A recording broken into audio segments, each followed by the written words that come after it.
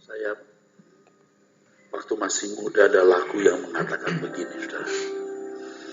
Zaman sekarang berjagalah, lihat dunia bergelora, kedengaran sini sana banyak kabar menggemparkan, berlindunglah dan zaman sekarang, zaman sekarang berjagalah, lihat dunia bergelora, kedengaran sini sana banyak kabar menggemparkan, berlindunglah dalam sabda Allah. Saya nyanyikan dengan tulus, zaman sekarang berjagalah. Jangan.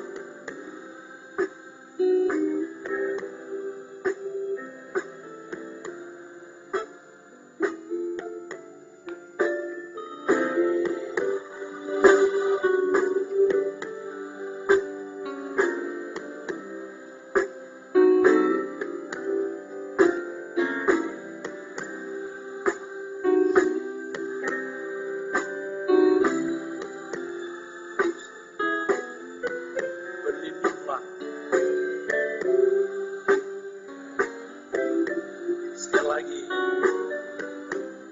zaman sekarang, zaman sekarang berjagalah,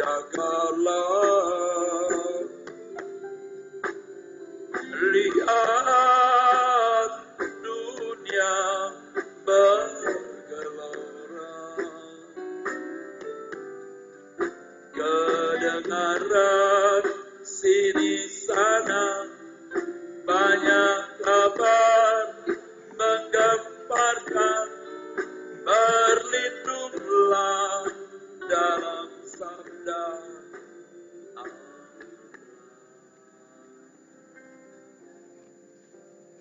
Kalau kita melihat sejarah gereja, saudara, ada masa-masa di mana orang-orang Kristen yakin Tuhan akan datang pada zaman itu.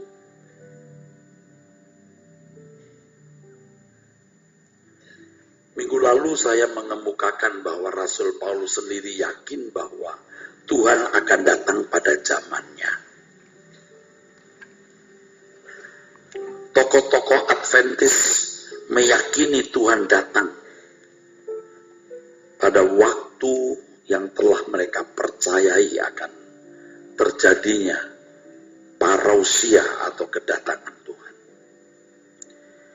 Dan di abad 20 kita sudah berkali-kali mendengar orang meramalkan kedatangan Tuhan sampai tepat tanggal, bulan, tahun, dan jamnya. Yang juga pernah terjadi di kota Bandung, di mana orang-orang dari berbagai penjuru negeri ini, dari Kupang, dari Jakarta, dari Jawa Timur, kumpul di Bandung, saudara. Mereka yakin Tuhan akan datang pada waktu itu. Betul, yang datang polisi, saudara.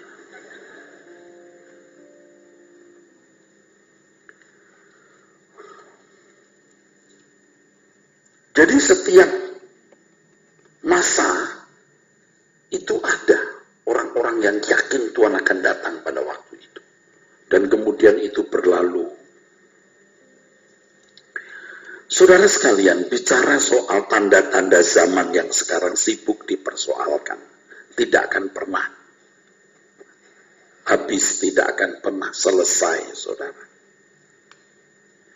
Tetapi Tetapi mari kita melihat dari perspektif yang cerdas mengenai akhir zaman ini. Saya sudah mempersiapkan khotbah sebenarnya mengenai angka 66. Saya sudah mempersiapkan khotbah mengenai chip, tapi tidak saya sampaikan hari ini. Saya menunggu di Arta Gading. Sebab di sini panas.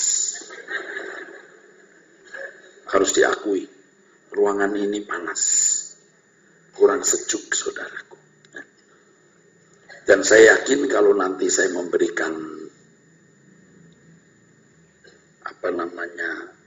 tema-tema ini akan dipenuhi ya jemaat. Tetapi mari kita melihat seperti yang tadi saya katakan dari perspektif yang berbeda ya.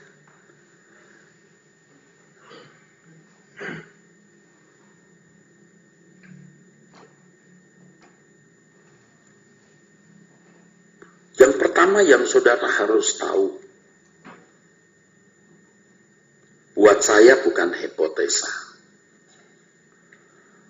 Buat saya ini bukan hipotesa, saudara. Saudara lihat saya semua, ini bukan hipotesa. Antikris sudah datang. Ini buat saya bukan hipotesa, tapi ini sudah dalil. Ini sudah pasti. Saudara kalau memandang akhir zaman, saudara tidak boleh melihat hanya secara futuris. Rata-rata buku mengenai akhir zaman selalu melihat akhir zaman secara futuris, yaitu apa yang akan terjadi nanti.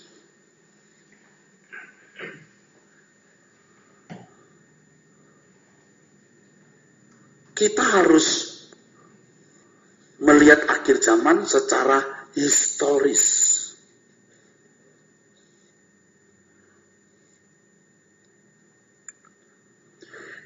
Ini prinsip. Sebab kalau saudara memandang bahwa antikris belum datang, penafsiran antikris menjadi kacau sekali. Kacau berat. Rusak. Salah bidik.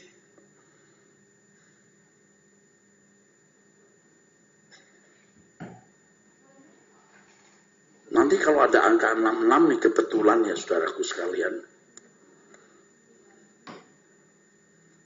Angka 66 itu saudaraku, jumlah angka 66 itu bisa komputer, bisa paus, bisa Nero dari bahasa asli, dari bahasa Ibrani.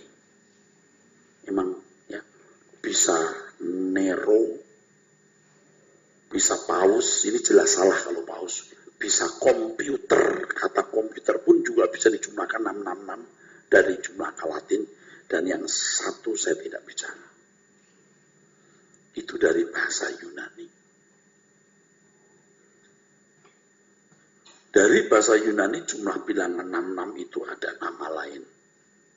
Yang itu tidak saya bicara. Saudara boleh menduga. Tapi Nero itu kalau dari bahasa Ibrani angkanya 666 juga. Komputer juga bisa 666. Paus juga bisa, tapi yang jelas antikris bukan paus. Tolong ya, jangan kurang ajar. Jangan kurang ajar terhadap sosok yang harus dihormati ini. Oke. Kita harus melihat akhir zaman itu bukan secara futuris, secara historis. Sebab ketika Tuhan Yesus berkata di Kisah Rasul pasal 2, ini akhir zaman. Itu sudah akhir zaman loh. Itu sudah mulai perhitungan akhir zaman. Surat Yohanes berkata, ini benar-benar zaman akhir, saudara. Jadi prinsip penting ini jangan lolos dari pikiran saudara. Jangan melihat antikris itu sebagai sosok yang nanti akan datang. Kalau saudara percaya apa yang saya ajarkan, Anda sering ketemu saya, dan ketepatan saya berbicara dari berbagai aspek, saudara telah buktikan, yuk ikut saya, apa yang saya katakan, bahwa antikris bukan akan datang, tapi sudah datang. Sebab dalam sejarah ini ada sosok-sosok antikris. Jadi di Alkitab itu Anda akan menemukan kata antikristoi,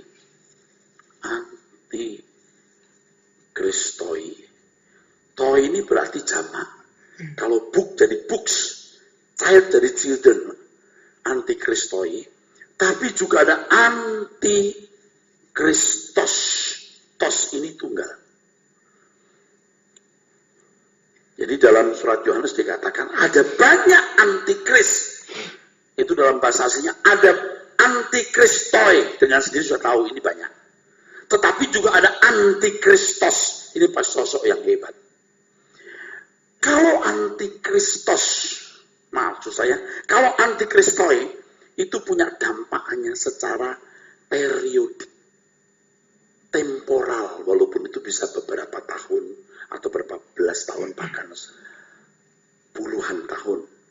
Tapi yang namanya antikristos itu pasti sosok antikris yang punya gema sampai Tuhan datang kembali. Itu gemanya kuat. Kekuatannya pasti panjang.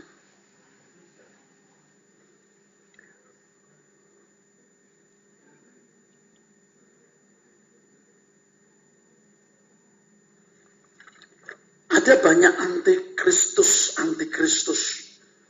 Dan dari antikristus itu ada antikristos. Sosok yang hebat, saudaraku. Jadi, nama-nama yang tadi saya sebut itu memang bisa diperhitungkan 666. Saya sudah katakan nanti saya beritahu lain waktu. Kok bisa? Paus itu 666 dilihat dari angka Ibrani. Tapi Anda tidak boleh lupa, kitab Wahyu ditulis dalam bahasa Yunani. Tidak boleh pakai angka Latin atau jumlah bilangan huruf lain, harus huruf Yunani, harus huruf Yunani. Nah, saudaraku sekalian,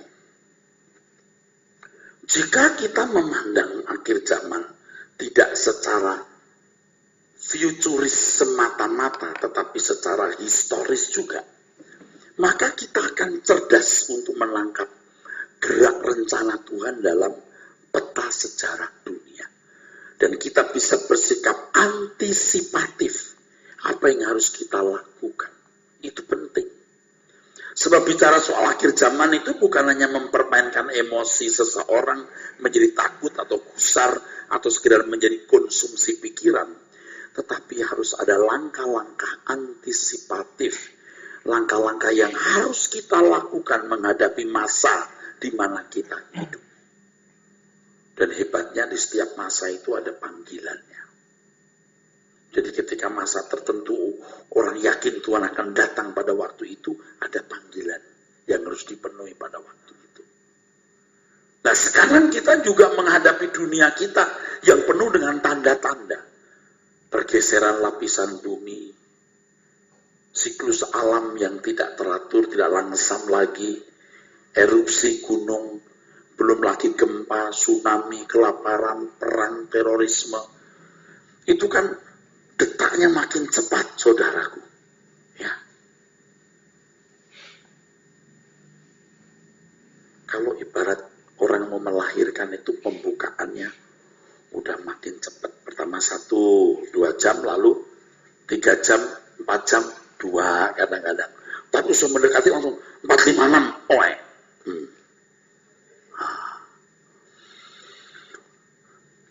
Kemungkinan besar, tidak dipastikan ya, kitalah yang memasuki saat-saat terakhir yang sangat menegangkan tersebut, saudara. Nah yang penting bagaimana kita berantisipatif terhadap keadaan dunia menjelang kedatangan Tuhan.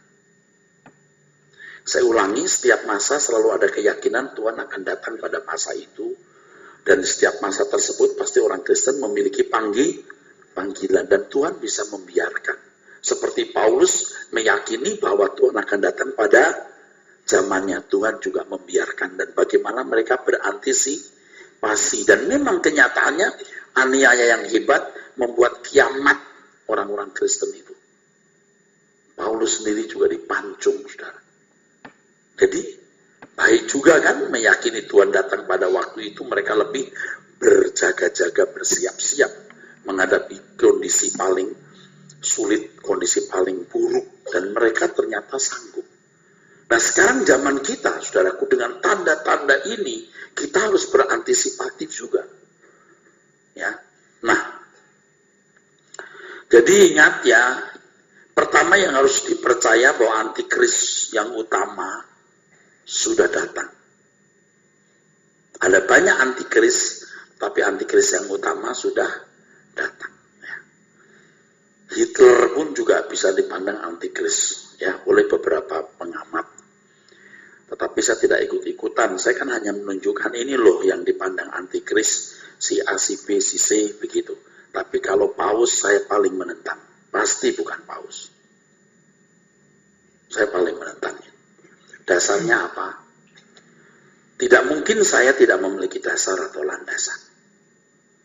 Pengertian antikris dulu harus tahu, apa sih antikris itu? Harus tahu. Tapi hari ini kita tidak membahas khusus mengenai antikris sebenarnya. Saya hanya mau mengutip satu prinsip penting dalam membahas akhir zaman. Jangan secara futuris semata-mata, tapi juga secara historis. Jadi kalau dalam kitab Tesalonika dikatakan bahwa Tuhan belum datang pada waktu itu, belum datang itu pada waktu surat Tesalonika ditulis, saat ini belum datang, saat itu saat waktu itu surat ditulis, bukan dari kurun waktu hari ini. Kalau orang berkata, Pak, kata kitab antikris belum datang. Belum datang itu pada waktu kitab Tesalonika ditulis. Jadi jangan saudara tarik di zaman kita. Saudara harus tahu bahwa akhir zaman itu kan dimulai dari ketika Tuhan Yesus naik ke surga. Naik ke surga.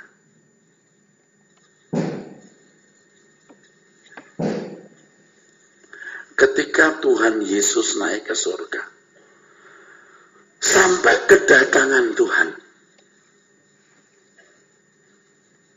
Kedatangan Tuhan.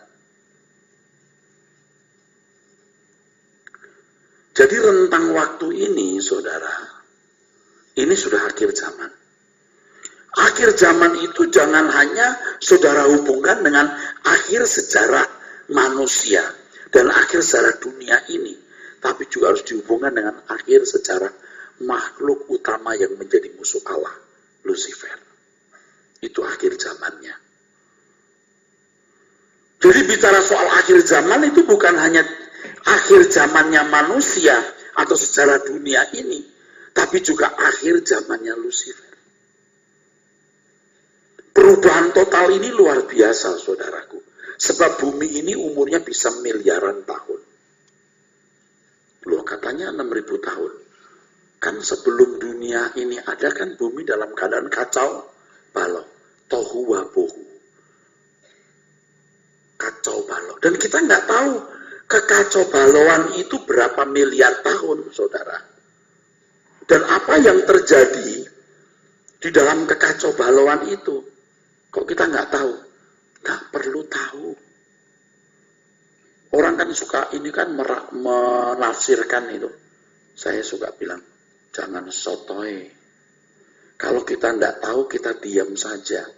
Tapi yang pasti, dalam keadaan kacau balau, wow tohu wabohu, kata Alkitab, itu kita nggak pernah tahu.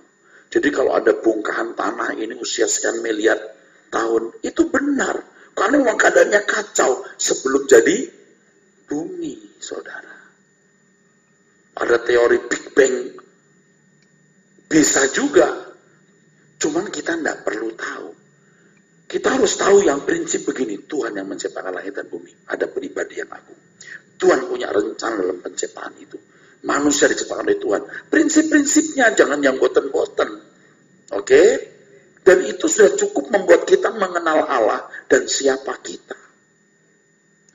Jadi akhir zaman itu bukan hanya menunjuk akhir zamannya manusia atau sejarah dunia ini, tapi juga akhir zamannya sebuah masa yang luar biasa. Ketika Allah menciptakan langit dan bumi itu kan luar biasa. Dia membentuk bumi ini dan akan dihancurkan di lautan api. Kalau astronomi kan mengatakan setiap planet punya umur, betul nggak? Matahari kita pun punya umur. Menurut astronomi 3 miliar tahun. Maaf. Tapi kita nggak tahu, itu kan macam-macam, ada yang sekian-sekian umurnya.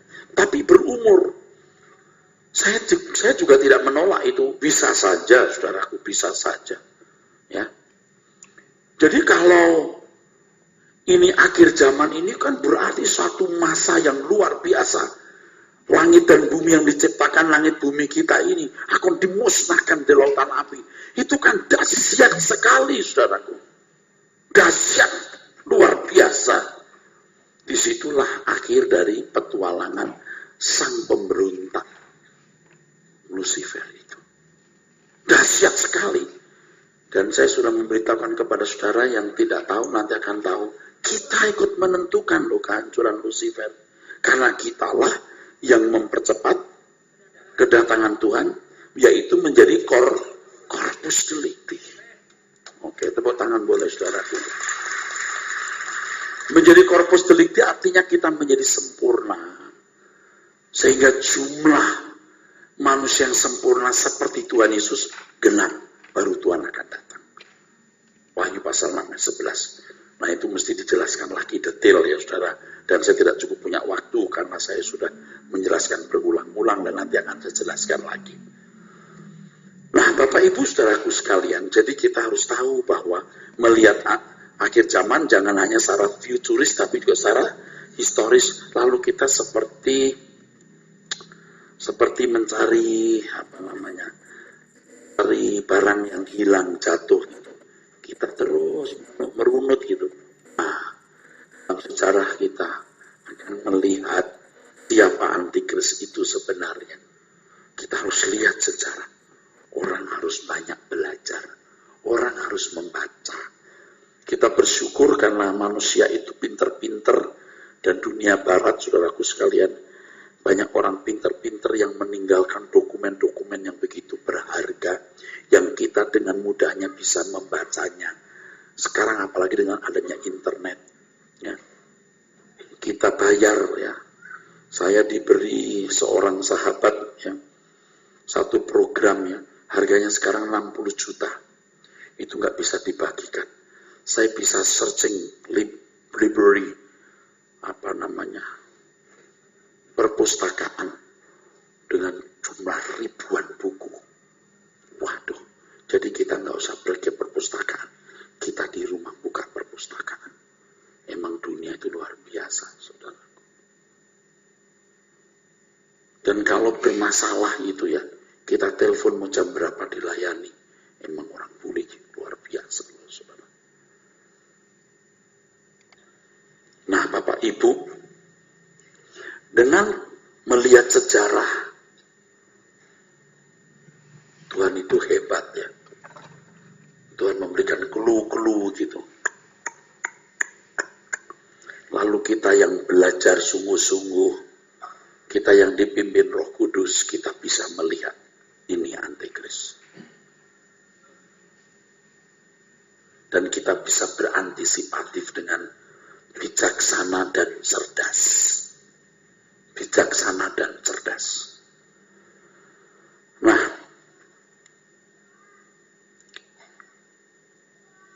ke depan, catat ya dalam benak saudara, tidak ada aniaya fisik. Jadi kalau saudara memahami antikris nanti menganiaya fisik, tidak ada. Itu salah. Iblis tahu aniaya aniaya fisik membuat orang percaya berhenti berbuat dosa. Dan itu malah membahayakan. Iblis sudah belajar, jadi pinter dia. Aniaya fisik justru iman Kristen menjadi murni. Iblis tidak akan mengulangi kesalahan itu. Sebenarnya itu sejajar dengan apa yang dilakukan terhadap Tuhan Yesus. Ya. Dia diempanin macam-macam gitu. Tuhan Yesus ya, mau dijadikan raja, dipuji, dicegah ke Yerusalem, tidak bisa, tetap ke Yerusalem. Lalu aniaya, tetap setia. Lalu begitu Tuhan Yesus naik ke surga, orang Kristen habisin, jadi tambah murni itu Alkitab. Maksud saya, jadi murni itu orang-orang Kristen. Nah, ke depan tidak ada aniaya fisik lagi. Kalaupun ada aniaya fisik, itu hanya beberapa tempat. 1 Petrus pasal 4 ayat 1 kita baca.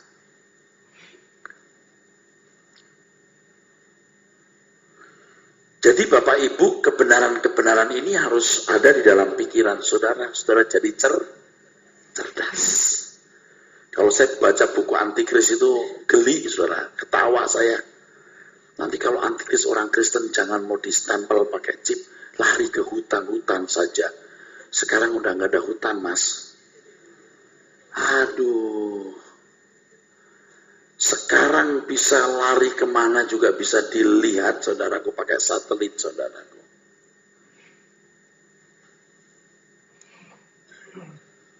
Coba perang di Timur Tengah itu, tokoh yang mau dibunuh, diikutin terus. Tepat di mana dia dan pengawalnya bersama dimatikan.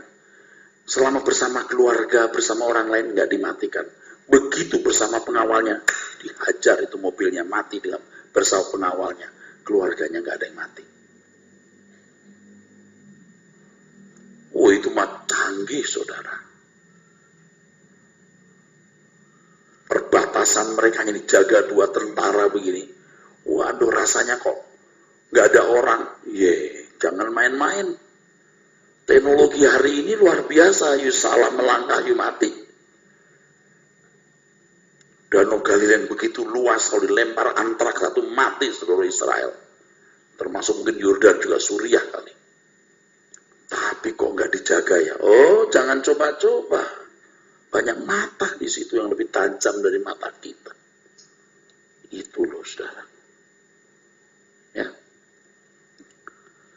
Jadi lucu gitu. Nanti kalau ada aniaya antikris, orang Kristen bagaimanapun, larilah ke hutan-hutan. Waduh, nggak ada hutan lagi. Kecuali lari di kolong tuh, di gorong-gorong yang banyak tikusnya. Baca. 1 Petrus 4 ayat yang pertama. Ya. Jadi, karena Kristus telah menderita penderitaan badani, kamu pun harus juga mempersenjatai dirimu dengan pikiran yang demikian. Ya. Karena barang siapa telah menderita penderitaan badani, ia telah berhenti berbuat dosa. Yang kita harus perhatikan, saudaraku, ini sebenarnya belakangan ya. Yang pertama itu justru kenyamanan. Kenyamanan hidup. Ini di sini termasuk materialisme. Panseksualisme.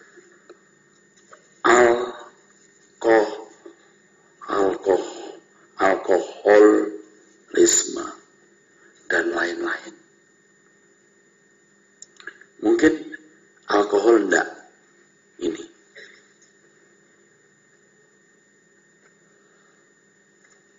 Nanti saya menjelaskan, makanya nggak cukup waktu. Mungkin minggu depan. Yang kedua, indoktrinasi. Baik lewat ajaran agama, filsafat modern,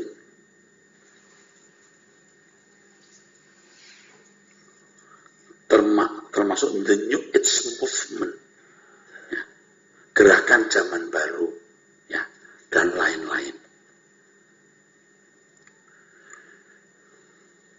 Kalau ketika mau ditulis boleh terorisme, tapi ini nggak usah kita masukkan karena di negeri ini kita praktis nyaman, aman lah ya. Atau ketiga ini termasuk intimidasi. Intimidasi hanya di tempat-tempat tertentu, ya, secara sporadis di dunia ini secara sporadis ada, ya. Tetapi ini yang berbahaya, saudaraku. Yang pertama kenyamanan itu materialisme, panseksualisme. Ini cukup membuat orang Kristen binasa. Ini kalau cinta akar uang segala kejahatan bisa muncul di sini, saudara. Setan itu bodoh. Kalau setan mau bikin satu kekuasaan semacam pemerintahan, lalu secara tidak demokratis memaksa orang menyembah. Menyembah siapa tidak tahu. Kalau menurut teori kan menyembah antikris. Gimana cara menyembahnya? Pernah kepikir nggak? Di dunia kita di mana hak asasi manusia dijunjung tinggi. Pernah kepikir nggak, saudara-saudara? Ya. Bagaimana bisa penyembahan kepada antikris begini? Ngerti nggak gimana? Tetapi kalau antikris yang benar itu, yang pertama, saudara harus ingat, menyangkal ketuhanan Yesus. Menyangkal ketuhanan Yesus. Dan itu sudah cukup membunuh, karena siapa tidak punya anak, berarti tidak punya Bapak. Tetapi antikris ke depan, di tengah-tengah dunia yang makin menghargai hak-hak asasi, tidak mungkin ada pemerintahan yang tidak demokratis memaksa orang di bawah kekuasaan tertentu. Tidak mungkin. Tidak mungkin. Kalau kemudian kita melihat ada kemudahan-kemudahan hidup, orang menggunakan kart, orang menggunakan chip, ya saudara, jangan saudara kaitkan langsung dengan antikris utama. Memang itu cukup membuat orang binasa. Tidak usah ada chip, you pegang credit card itu pun bisa membuat you masuk neraka lo, credit card itu. Dengan you punya credit card, you mau gesek, nanti dia dibayar, nanti dia dicicil, mampus kamu di situ. Makanya kalau gajimu di bawah 5 juta, nggak usah punya kredit card. Tergoda belanja, miliki ATM kredit, apa? Debit card. Cukup itu, saudaraku. Jangan saudara ngurus kredit card dengan pakai acara bohong. Gaji berapa? Gaji 5 juta, ditulis 17.500.000. Sudah goal di situ mikir bagaimana beli mobil. Saudara bunuh diri. Ini materialisme di sini. Kalau ada pemerintahan yang tidak demokratis, menyembah antikris, coba gimana sih penyembahan itu? Ini kan teori-teori orang itu kan bertahta di bait Allah. Bait Allah mana? Hari ini bait Allah di Israel ada rumah ibadah yang sangat dihormati, saudaraku, oleh orang-orang Muslim. Ada Masjid Al-Aqsa, ada Dome of the Rock, kubah batu. Berani bertahta di situ. Dunia ribut nyerang antikris yang bertahta di situ. Nggak make sense itu, saudara. Nangkep maksudnya? Jauh dari kenyataan, saudaraku.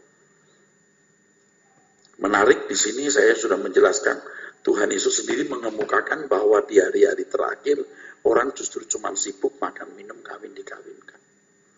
Jelas. Jadi teori-teori akhir zaman soal antikris yang begini, begitu, begono, begini.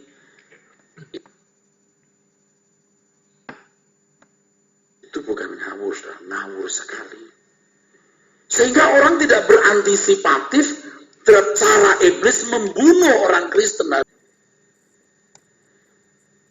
Jadi tidak mungkin ada pemerintahan yang tidak demokratis itu merusak tatanan human right, hak asasi manusia. Kalau ada model antikris begitu, yang nyerang dia bukan hanya orang Kristen, semua agama juga nyerang. Dan di dunia ini ada agama-agama yang sangat fanatik dan militan dengan Allahnya. Waduh, jauh. Orang Kristen terus terang ya kadang-kadang malah nggak militan. Tapi ada agama-agama yang militan terhadap Allahnya. Di luar agamanya kafir. Militan itu. Terlepas salah atau benar kita nggak menghakimi kan. Masing-masing kita kan punya keyakinan. Tapi cuman saya mau beritahu militansinya. Betul? Itu harus diakui. Kalau ada antikris berani bertahta di bait Allah, di sana ada masjid tuh berani bertahta di situ. Dunia guncang, saudaraku. Bukan hanya orang Muslim yang ngamuk, orang Kristen pun bisa ngamuk juga.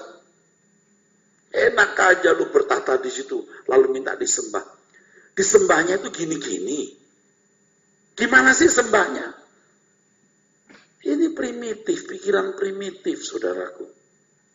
Sekarang ini orang mendewakan uang itu menyembah iblis, betul? Udah cukup menyembah iblis. Orang Indonesia bagian timur fanatik juga dengan kekristenannya, saudara sekalian. Nggak mau pindah agama. Coba ada antikris begitu, bawa golok. Putus leher dulu dah. Nggak akan berani. Tapi hari Senin, Rabu, Kamis mabuk juga.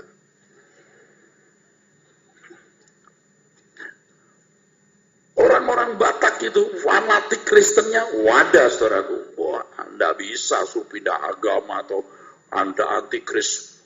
Dia nyembah antikris, tidak mau, tapi lapo tua juga. Itu cukup membuat dia rusak. Betul nggak, saudara?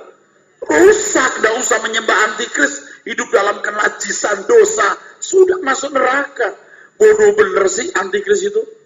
Mau disembah-sembah, gimana nyembahnya? Nggak make sense bener loh, tapi saya akan ngomong terus nanti. Ini bukan baru terus nih. Makanya Anda jangan nggak datang. Ikuti pelan-pelan jadi cerdas, saudaraku. Jadi antikris itu jangan dipandang seperti yang diajarkan orang itu. Jangan terkecoh menunggu antikris datang, sementara bahaya ada di sekitar kita. Bahaya itu di sini, saudaraku. Ya. Bahaya itu di sini. Kenyamanan. Rata-rata saudara ini kan sudah keracunan ini. Rata-rata saudara itu masih keracunan ini. Saya khotbah itu sebenarnya memberikan anti. Bukan antibody, udah terlanjur keracunan kok. Antinya. Makanya lagu-lagu yang kita nyanyikan kan kebalikan dari racun itu. Tuhan, aku rela mengosongkan bejana jiwaku ini dari ingin itu dari segala keinginanku dan semua hasrat pribadiku. Tuhan, penuhi aku dengan gairah sorgawi yang suci. Makanya kalau kebaktian begini, gairah surgawi harus mengalir. Tadi Anda rasain, saya menyembah. Nah, sekali-kali menyembah begitu. Tahu-tahu udah setengah jam. Betul nggak? Wah, hebat ya. Agar apapun tak ku inginilah, hanya Engkau hartaku abadi.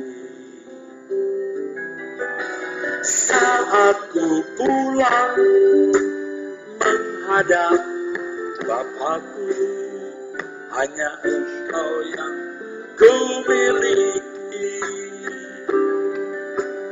Kerinduan hatiku, kehausan jiwaku, dapat ku memandang wajah. Saya tuh berapa kali ingin mengucapkan satu kalimat di dalam doa, tapi dalam doa hari Jumat, tapi nggak kelepas. Mau denger nggak? Doakan saya supaya saya lebih fanatik. Kalau saya nggak fanatik, saya nggak bisa pengaruhi saudara. Kalau saya pura-pura, saudara tahu saya pura-pura. Kalau saya munafik, sebagai saya tahu saya munafik. Saya nggak mau. Jadi waktu kita berkata, saat ku pulang menghadap Bapakku, hanya Engkau yang ku miliki. Itu diresapi dan benar. Orang harus fanatik habis di situ. Oke, boleh tepuk tangan. Kerinduan hatiku, kehausan jiwaku, dapat ku memandang wajah. Kalau saya nggak fanatik itu saya nggak meledak, Pak. Orang nggak mencium atmosfer fanatisme itu. Harus fanatik. Sebab rata-rata saudara sudah kena racun dunia, racun kenyamanan.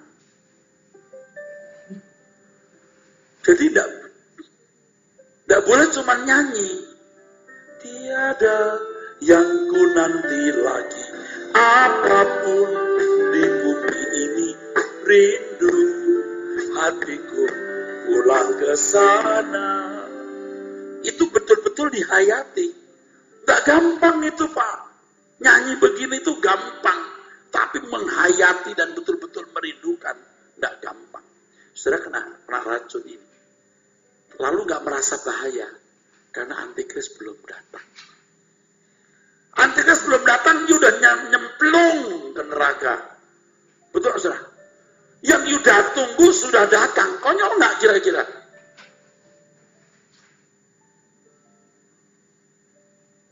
Jangan takut, saya akan bicara dengan baik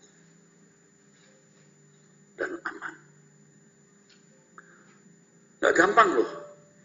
Hanya Engkau yang ku miliki. Nggak gampang. Nggak gampang, saudaraku. Kita mau punya banyak seperti orang lain. Saya tahu betapa sulitnya itu, betapa beratnya itu, saudara. Tapi saya paksa diri saya untuk itu. Dan saya mengerti bagaimana hidup yang diingini oleh Tuhan itu. Saya mengerti. Jadi kalau kita berkata, tiada yang ku nanti lagi, apapun di bumi ini, rindu hatiku pulang ke sana. Ngerti saya, walaupun saya belum tenggelam penuh, saudaraku. Makanya saya punya pengalaman-pengalaman yang mungkin subjektif ya. Saya kalau tidur saya harus berpikir, mungkin besok aku tidak melihat matahari lagi terbit. Dan aku siap malam ini aku pulang. Jadi sebelum tidur saya beres-beres. Kalau betul-betul besok aku tidak bangun lagi, aku ketemu Tuhan Yesus. Tapi besoknya saya bangun lagi, saudara. Saya harus ke Rehoboth maksudnya. Pasti saudara nggak rela kan saya mati kan? Iya. Oh belum. Ibu-ibu ini paling kenceng, jangan Pak gitu. Kenapa ibu-ibu lebih kenceng dari bapak-bapaknya? Jangan membuat orang curiga ya Bu. Oh, pelajarannya belum selesai. Tiada yang ku nanti lagi, apapun di bumi ini, rindu hatiku pulang ke sana. Coba saudara kan dipaksa begitu, coba kok asing banget ya, tapi nyanyi terus lama-lama enggak loh. Tiada, 2, 3. Tiada di keras.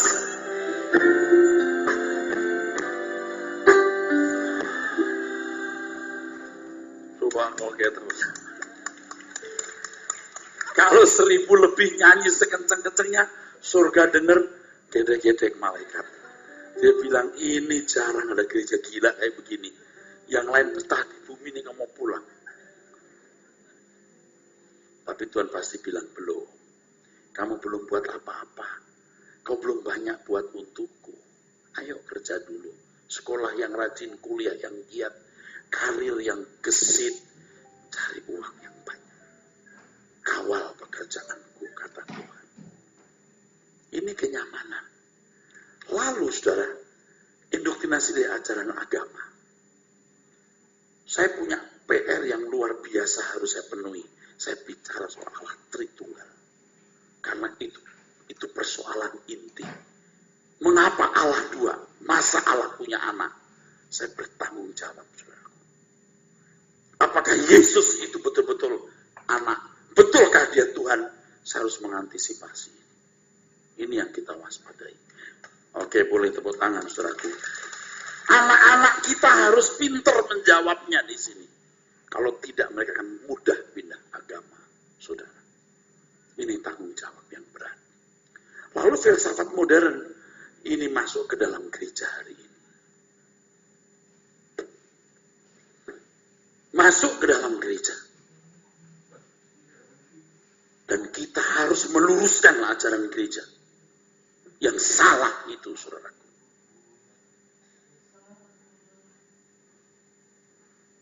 Tuhan Yesus sendiri mengemukakan bahwa di hari-hari terakhir, kehidupan manusia berjalan langsam seperti keadaan dunia pada zaman Nuh, pada zaman Sodom Gomora. Sehingga tidak ada orang yang percaya bahwa akhir dunia mendekat. Itu yang dibuat iblis. Kalau ada antikris, orang tahu Tuhan mau datang. Betul nggak? Halo? Nggak ada amin ya. Kalau ada antikris, udah tahu Tuhan udah kedatang. Apalagi ada angka 7 tahun. Antikris akan memerintah 7 tahun. Hari ini memerintah, tunggu 7 tahun Tuhan datang. Sedangkan Tuhan berkata, tidak seorang pun tahu. Ngerti nggak? Antikris memerintah, aniaya terjadi. Ada yang percaya 3,5 tahun, ada yang percaya 7 tahun. Jadi kalau ada pemerintahan antikris, tinggal ngitung Pak, 3,5 tahun Tuhan datang, 7 tahun Tuhan datang. Padahal Tuhan berkata, tidak seorang pun tahu kapan dia datang. Bodoh nggak? Bodoh itu. Jadi nggak ada itu pemerintahan antikris yang akan datang. Sudah. Yang kita hadapi sekarang materialisme, betul nggak? Kenyamanan itu materialisme, panseksualisme, dan berbagai spirit jahat. Yang kedua, indoktrinasi dari ajaran agama. Kalau tadi sudah saya mengatakan bahwa kalau antikris yang tidak utama itu pengaruhnya cuma temporal. Tapi kalau yang utama itu panjang sampai Tuhan datang. Wah, itu pasti yang utama. Itu indoktrinasi agamanya bahaya. Anak-anak kita harus kita ajar kebenaran. Betul? Lalu filsafat modern. Filsafat modern itu loh, seperti gini loh, yang kamu yakini akan betul-betul kamu alami. Itu kan filsafat modern. Kamu pikir Tuhan kamu bisa kamu atur. Nah, mungkin saya harus sekali waktu bisa soal the New Age Movement. Nah, itu ada. Itu PR saya banyak kan. Makanya belum boleh meninggal dunia. Amin, saudara. Nah, ini yang kita harus tengarai. Lukas 17 kita baca. Lukas 17 kita baca, saudaraku. Ayat 20 sampai 23. Lukas 17 ayat 20 sampai 23. Sampai 32 boleh. Atas pertanyaan orang-orang Farisi, apabila kerajaan Allah akan datang, Yesus menjawab, katanya, kerajaan Allah datang tanpa tanda-tanda lahiriah. Juga orang tidak dapat mengatakan, lihat, ia ada di sini atau ia ada di sana. Sebab sesungguhnya kerajaan Allah ada di antara kamu. Di dalam kamu, kalau dalam bahasa aslinya entos, itu within atau inside. Terus. Dan ia berkata kepada murid-muridnya, akan datang waktunya kamu ingin melihat satu daripada hari-hari anak manusia itu, dan kamu tidak akan melihatnya. Nah, ini pasti menunjukkan bahwa bukan zaman itu. Bukan zaman itu. Terus? Dan orang akan berkata kepadamu, lihat, ia ada di sana. Lihat, ia ada di sini. Jangan kamu pergi ke situ, jangan kamu ikut. Kalau di dalam Injil lain dikatakan, kalau kamu mendengar dia ada di dalam bilik, kamu jangan percaya. Dia ada di gurun, kamu jangan ke sana. Itu di Injil berkata begitu. Ya, Tuhan yang ngomong, bukan saya yang ngarang. Betul nggak, saudara? Belum pernah baca ayatnya. Dia ada di bilik, kan bilik itu kan kecil gitu, saudaraku. Ya, bilik nggak mungkin rumah besar, bilik itu kecil. Dia ada di bilik, jangan percaya. Dia ada di gurun, bukan di gunung atau di pantai, gurun. Jangan kamu pergi ke sana. Oke? Terus. Sebab sama seperti kilat memancar dari ujung langit yang satu ke ujung langit yang lain, demikian pulalah kelak halnya anak manusia pada hari kedatangannya. Tetapi ia harus menanggung banyak penderitaan dahulu dan ditolak oleh angkatan ini. Dan sama seperti terjadi pada zaman Nuh, demikian pula lah halnya kelak pada hari-hari anak manusia. Mereka makan dan minum, mereka kawin dan dikawinkan. Ketika Tuhan berkata anak manusia ditolak dulu, itu sebenarnya bukan bicara soal waktu, bicara soal kenyataan bahwa bukan di bumi ini kerajaan itu. Ngerti ya, saudara? Bukan soal waktu, tapi soal kenyataan, bukan di bumi ini kerajaan. Karena anak manusia akan mati, naik ke surga, dan kerajaannya bukan di bumi ini. Terus. Sampai kepada hari Nuh masuk ke dalam bahtera, lalu datanglah air bah dan membinasakan mereka semua. Ya, terus. Demikian juga seperti yang terjadi di zaman Lot. Mereka makan dan minum, mereka membeli dan menjual, mereka menanam dan membangun. Tetapi pada hari Lot pergi keluar dari Sodom, turunlah hujan api dan hujan belerang dari langit dan membinasakan mereka semua. Kalau boleh dipaksakan, tapi bisa benar. Kalau kita nanti diangkat baru turun. Jadi nggak begini Pak, diangkat ada yang ditinggal. Nggak. Ketika diangkat habis bumi. Betul nggak? Nggak, amin ya. Anda nggak ngerti maksud saya atau ngerti? Jadi ketika kita diangkat, udah langsung dihabisi. Bukan ada yang ditinggal. Lalu yang ditinggal itu harus menebus keselamatan dengan darahnya. Ngarang. Nggak ada yang begitu-begitu.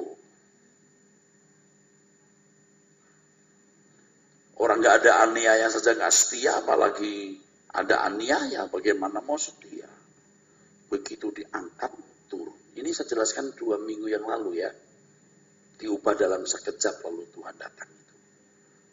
Jadi intinya orang makan, minum, kawin, dikawinkan. Langsam semua jalan. Amin, saudara. Ini dari segi kehidupan masyarakat. dari hidup masyarakat itu begini. Kalau dalam Tesalonika, damai Tuhan datang.